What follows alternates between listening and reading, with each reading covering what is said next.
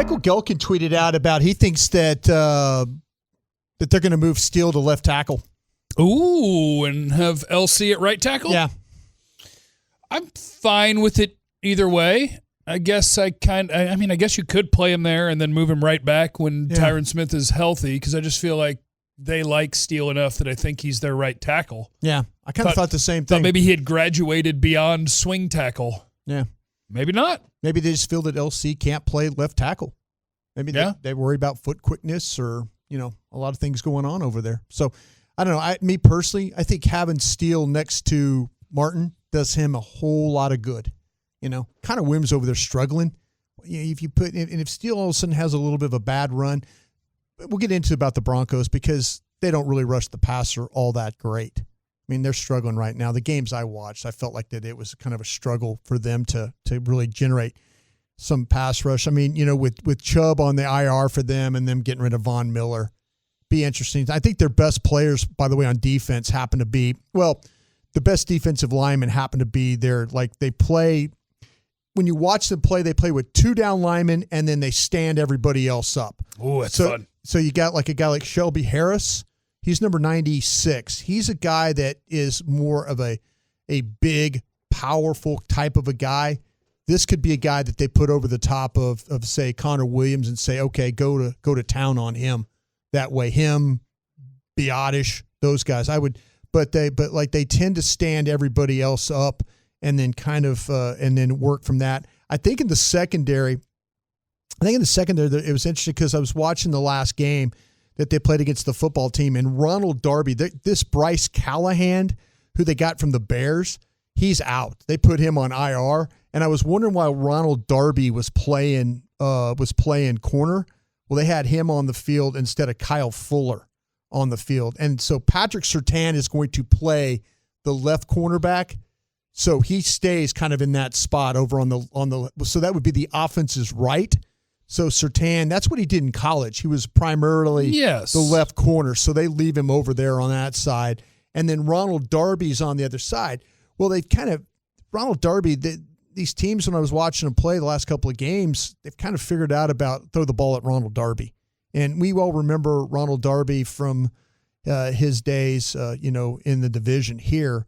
The teams attacking him. Kyle Fuller, man, they are really down on Kyle Fuller for him not to be a part of what they're doing. But like I said, with Callahan out, Darby, they've got a ball hawk though at safety, that Justin Simmons. Yeah, I remember him. Yeah, you can't overthrow the ball. I mean, he's going to be in position. He's going to make tackles. He's going to be a physical player. I feel like that with him, Surtain, those are your 2 best in the secondary. And then I mentioned also, though, with what's going on with Shelby Harris at defensive tackle. Baron Browning is our guy. He was drafted in the 3rd round from Ohio State as a linebacker that they use that's kind of trying to feel his way.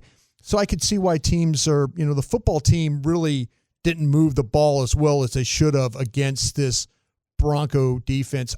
When watching the Cleveland game, Cleveland ran the football really well. And I wouldn't be surprised if that the Cowboys tried the same thing. I know throwing the football with Dak is always a great thing, but I think they'll be able to be balanced. I really do. I think they could get to wherever they want to go. If they want to run the ball, I think they'll be fine. I think if they want to throw the ball, they'll be fine. I just don't see the pass rush from this Bronco team that we've seen from them in the past. I'm calling this the Kenny Young revenge game. Kenny Young was the linebacker that played for the Rams that was incredibly dirty in the practice against the Cowboys, and he's been traded to the Broncos. So Kenny Young is now a Bronco.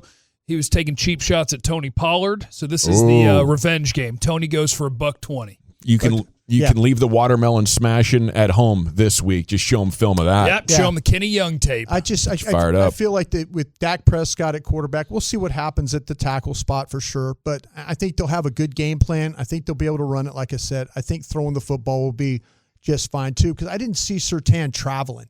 They kind of left him there at that left quarterback. Now maybe they'll figure out that we have to travel him with somebody. I mean, pick who you want, but I mean, it's going to be a problem. They don't match up well enough any other way. So moving the ball will be fine.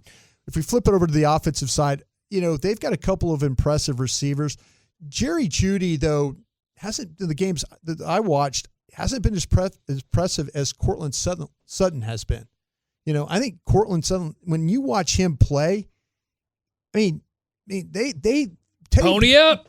Teddy Bridgewater tends to find him down the field, sidelines, comebacks, hooks, slants, all these things. I think Judy's a good player, but man, he's been hurt all year. Yeah, he's only played 2 games. Yeah, but when the games I watched, like I say, he's trying to come back. But to me, the primary, if I'm going to walk somebody with a receiver, I'm walking with Sutton. Is who I'm going to walk with on this one, and I'm going to hope that that Anthony Brown and others can maintain. With covering Jerry Jeudy. Offensive line, it's a mess right now. They're having some problems. Garrett Bowles, their left tackle, is not going to play this week, and so they've been using Bobby Massey. He's number 70. He's been a guy that's been kind of subbing in for this offensive line. I don't think it's a very good offensive line. I don't think they protect particularly well. There's a lot of times where if Bridgewater wants to flush, it's going to be to his right side. He doesn't want nothing to do with throwing to his left. It's because he's got a little tiny arm. Well, it's like I say, it's easier for him to get more on the ball. It's a lot easier for him to to get a lot on that football. So if you're the left end for the Cowboys, left outside linebacker, stuff like that, kind of be mindful of if there's going to be a flush situation from Randy on the backside, that ball's likely going to be coming to you. So you got to be ready over on that side of the field. They got Albert O back as their tight end. Missouri stand up. The Missouri guy, yeah. But Noah Fant, I think, is on the COVID list. When he plays, that's 2 really kind of big tight ends there that make plays down the field. Melvin Gordon is their primary back, but they Javonte Williams, who the 2nd-round pick from North Carolina. That's a downhill, that's a physical, that's a catch the ball in the flat, that's a run over you type of a guy there. So they'll go with Melvin Gordon. They like to throw the ball to him in the flat. They like to hand the ball to Williams because they think he's really, really tough. I don't know if they could get enough, if they can sustain blocks well enough up front to really make that happen. So if the Cowboys, it's going to be about the front 7 to be physical, to handle Gordon, to handle Williams. And then again, be careful of Teddy Bridgewater moving around in the pocket there again, especially to the right side, and have to get a body on Sutton. I think he's a really, really a good young and up and coming player for the Broncos. They've been investing there at that receiver position, haven't they? They have, and they'll throw the ball every once in a while to this Kendall Hinton.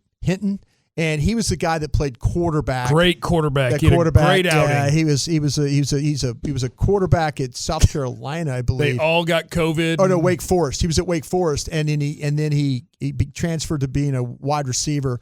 He's made a couple of plays in the games that I saw him, but yeah, it's really about covering up number 14 in this game and not allowing him to get going. Final verdict: did it impress you at all? Are they impressive or not impressive? I haven't seen the Broncos play a whole hell of a lot, but I mean, I was not overly impressed with them. I think offensively, like I say, just the receiver.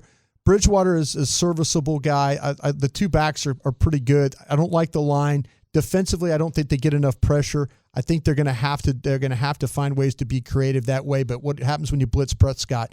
He ends up making big throws. So I think that's a problem. We're thinking Dak's going to play, and it'll be light work if he does. What if Cooper Rush has to play? Are the Broncos better or worse overall than the Vikings? I think that what you're looking at is a very much of a similar type of a team. And somebody asked me that question last night on a text.